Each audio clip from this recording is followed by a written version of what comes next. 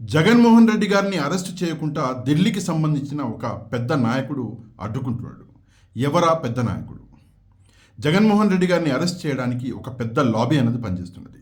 చంద్రబాబు నాయుడు గారు ఈ అరెస్టు బాధ్యతల్ని కొడుకైనటువంటి లోకేష్ గారికి ఇచ్చిండు. లోకేష్ గారు జగన్మోహన్ రెడ్డి గారిని అరెస్ట్ చేయడానికి ఢిల్లీ పెద్దలను కలవడానికి ఢిల్లీకి వస్తున్నాడు. కాకపోతే ఢిల్లీకి సంబంధించిన ఒక పెద్ద నాయకుడు జగన్మోహన్ రెడ్డి గారిని అరెస్ట్ చేయకూడదని చెప్పేసి ఆపుతున్నాడు. ఆ నాయకుడు ఎవరు అంటే నరేంద్ర మోదీ గారు. స్వయానా ప్రధాని నరేంద్ర మోదీ గారే జగన్మోహన్ రెడ్డి గారిని అరెస్ట్ చేయకుండా ఆపుతున్నాడు.